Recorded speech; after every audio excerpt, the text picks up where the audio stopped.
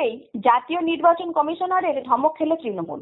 নির্বাচনের ফুল বেঞ্চের সঙ্গে শাসক দলের তরফে বৈঠকে থাকা রাজ্যের মন্ত্রী চন্দ্রিমা ভট্টাচার্যকে ধমক দেন জ্ঞানেশ কুমার। ধমক দিয়ে চুপ করিয়ে দেওয়া হয় বলে বাইরে এসে জানিয়েছেন মন্ত্রী নিজেই। তবে শুধু শাসক দলের প্রতিনিধিকেই নয়, ধমক খেয়েছেন রাজ্য পুলিশের এডিজি আইন শৃঙ্খলা বিনীত গোয়েল।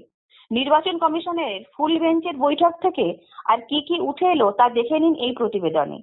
রাজ্য পুলিশের এডিজি আইন শৃঙ্খলা বিনীত গোয়েলকে ভর্ৎসনা করলেন মুখ্য নির্বাচন কমিশনার জ্ঞানেশ কুমার। সোমবার দুপুরে প্রশাসনের আধিকারিকদের নিয়ে কমিশনারের ফুল বেঞ্চের বৈঠকে ধমক খান রাজ্য এবং বিভিন্ন কেন্দ্রের আধিকারিক। সূত্রের খবর, কমিশনারের বার্তা, প্রত্যেকের কাজের ডিজিটাল ফুলপ্রিন্ট আছে। জেলা শাসক হন বা পুলিশ কমিশনার, গাফিলতি দেখলে কাউকে রেয়াত করা হবে না। রাজ্যে এফআইআর এর কাজে কয়েকজন আধিকারিকের ভূমিকায় অসন্তুষ্ট কমিশন। সূত্রের দাবি, রাজ্য এবং কেন্দ্রের 24টি সংস্থার আধিকারিকদেরও হুঁশিয়ারি দেন জ্ঞানেশ, পদক্ষেপ করুন, না হলে কড়া ব্যবস্থা নেওয়া হবে। বৈঠকে রাজ্যের আধিকারিকদের উদ্দেশ্যে কমিশনারের বার্তা, যদি কেউ ভাবেন 1.5 মাসের জন্য কমিশন সক্রিয়, তারপরে আর নয়, তাহলে সেটা একেবারে ভুল ভাবনা।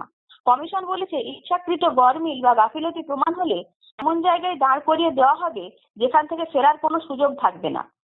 একই সঙ্গে রিজার্ভ ব্যাংক অফ ইন্ডিয়া, বিমানবন্দর কর্তৃপক্ষ, আবগারি, মাদক নিয়ন্ত্রণ সংস্থাও কমিশনারের ভর্ৎসনার মুখে পড়ে। সূত্রের দাবি, নার্কোটিক্স অ্যাডভাইজারি কমিটি একমাত্র এ রাজ্যে কেন নেই তা নিয়ে প্রশ্ন তুলেছেন মুখ্য নির্বাচন কমিশনার জ্ঞানেশ। ওই বিষয়ে পদক্ষেপ করা হবে বলে রাজ্য দাবি করলেও সন্তুষ্ট করতে পারেনি কমিশনকে। তা নিয়ে বলতে উঠতেই জ্ঞানেশের ধমক খান বিনীত গোয়েল। কমিশনের পর্যবেক্ষণ, পশ্চিমবঙ্গ ব্যতীত অন্যান্য রাজ্যে অনেক আগে পদক্ষেপ করা হয়েছে, এতদিনেও এ রাজ্যে তা কেন করা হয়নি।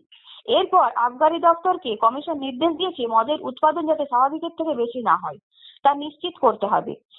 সীমান্ত এলাকায় মদ উৎপাদন বন্ধ করতে নির্দেশ দিয়েছে কমিশন।